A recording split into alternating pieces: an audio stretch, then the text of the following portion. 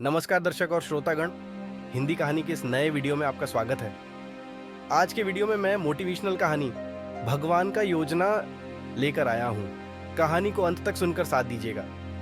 एक समय की बात है, एक शांत गांव में जो पहाड़ियों और नदियों से घिरा हुआ था, उत्सव नाम का एक युवक रहता था। वह दयालु हृदय का था, हमेशा दूसरों की मदद करने के लिए तैयार रहता था और सपनों से भरा हुआ था। लेकिन उसने कितनी भी कोशिश की, चीजें कभी भी उसकी उम्मीद के मुताबिक नहीं हुई। वह एक महान चित्रकार बनना चाहता था। उसने हर दिन अभ्यास किया, लेकिन गांव के लोगों ने उसकी कला की सराहना नहीं की। उन्होंने उससे कहा कि पेंटिंग से उसका या उसके परिवार का पेट नहीं भरेगा। धीरे धीरे उत्सव को खुद पर संदेह होने लगा। शायद मैं किसी बड़ी चीज के लिए नहीं बना हूं, उसने उदास होकर सोचा। एक दिन थका हुआ और भ्रमित उत्सव एक बूढ़े आदमी से मिलने गया जो जंगल के किनारे के पास रहता था।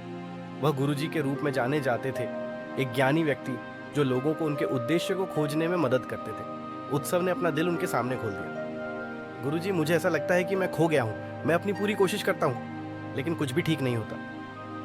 क्या मेरे जीवन का कोई उद्देश्य भी है? गुरुजी ने धीरे से मुस्कुराते हुए कहा, मेरे बच्चे, मैं तुम्हें एक कहानी सुनाता हूँ। कई साल पहले मिट्टी में एक छोटा सा बीज पड़ा था। वह नहीं जानता था कि उसे क्या बनना है। उसने चारों ओर देखा और सूरज को चमकते हुए, नदी को बहते हुए और पक्षियों को उड़ते हुए देखा।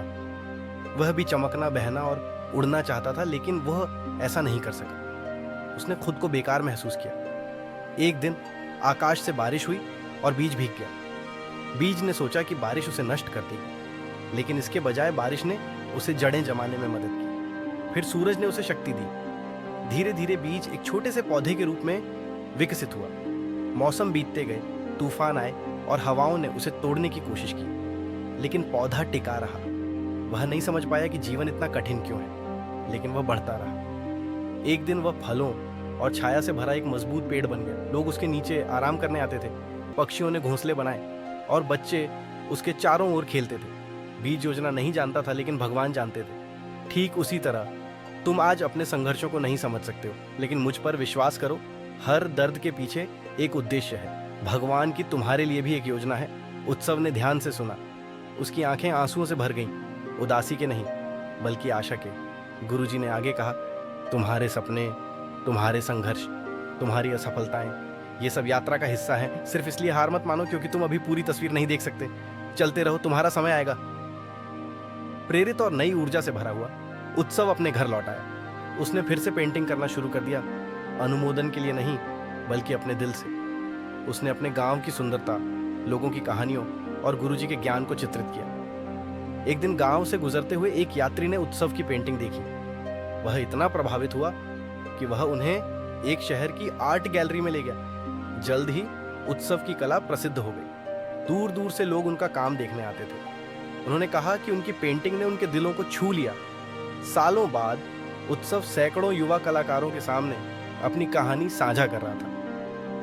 जब किसी ने उससे पूछा, जब कुछ भी काम नहीं कर रहा था तो आपने कैसे चलते रहे? उसने मुस्कुराते हुए कहा, क्योंकि मुझे विश्वास था भगवान की मेरे लिए एक योजना है और उनके पास तुम्हारे लिए भी एक है। दोस्तों, ये कहानी कैसी लगी कृपया कमेंट में जरूर बताएं। आज के लिए कहानी समाप्त हुई। कल फिर एक नई कहानी के साथ उपस्थित होंगी। तब तक के लिए मैं कथावाचक अनु ब्रदर्स विदा लेती हूँ। नमस्कार।